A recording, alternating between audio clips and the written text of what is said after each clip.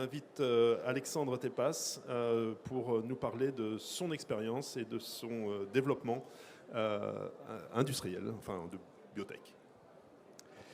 Merci. Bonjour à tous. Écoutez, je suis ravi d'être ici. Je vais vous parler d'une petite biotech française qui s'appelle Biobank, qui a une vingtaine d'années d'existence et dont j'ai pris la direction générale depuis janvier de cette année et qui appartient, qui est adhérent à France Biotech. Donc qui on est en fait, Biobank, c'est une banque de tissus allogéniques.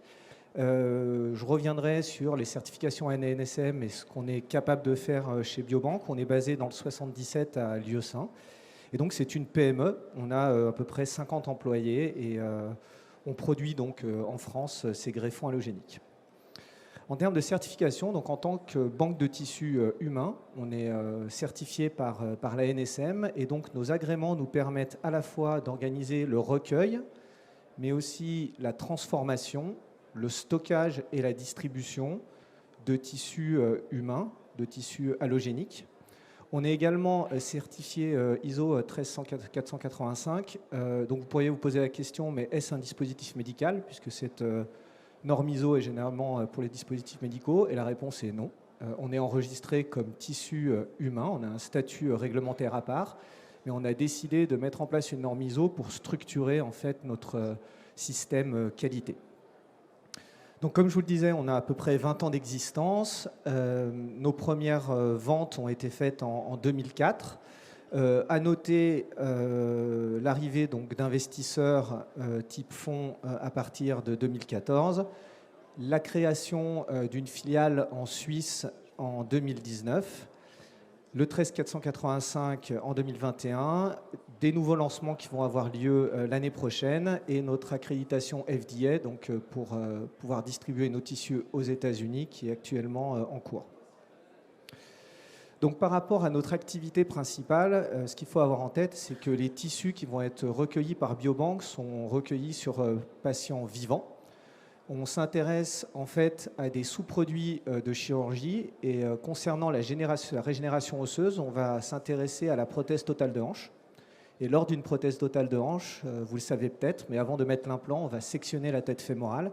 Et cette tête fémorale, qui est un sous-produit d'opération, va être jetée, sauf si une convention avec l'établissement de santé est en place qui va permettre en fait de recueillir cette tête fémorale et de la mettre dans un kit avec le consentement du patient.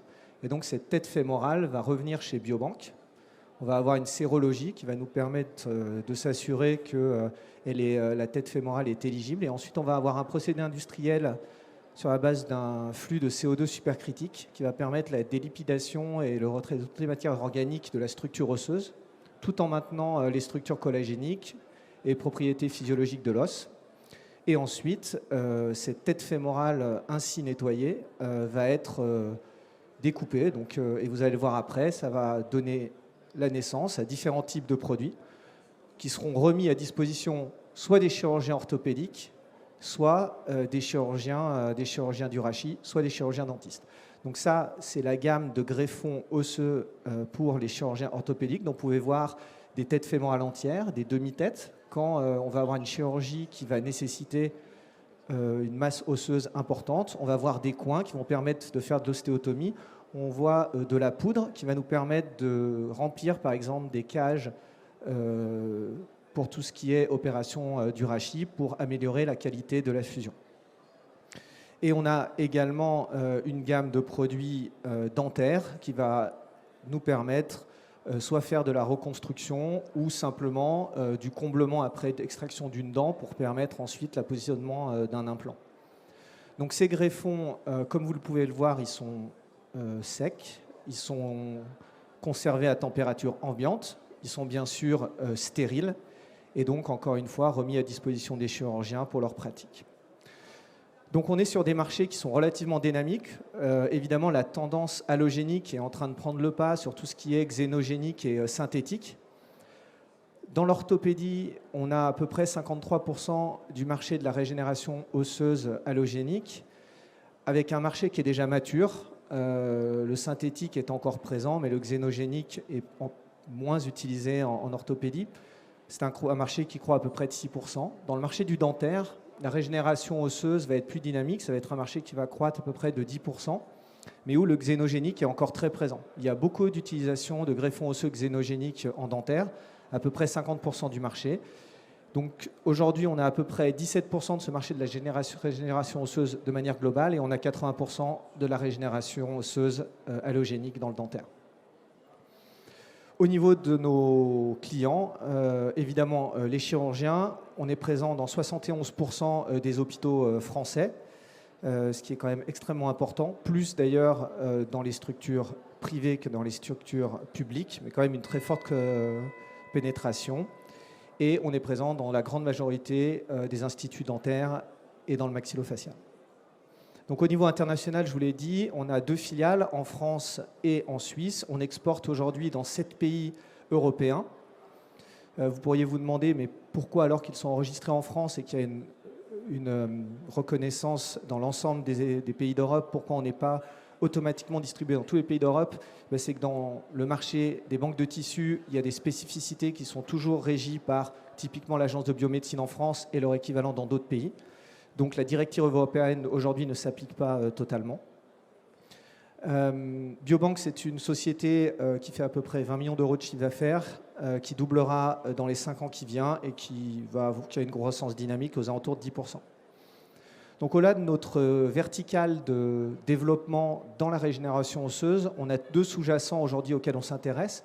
Évidemment, ce qui est important pour nous, c'est de diversifier le type de tissu allogénique qu'on met à disposition des chirurgiens. Et on a donc 2 partenariats qui sont aujourd'hui actifs. Un qui s'intéresse au marché de la ligamentoplastie.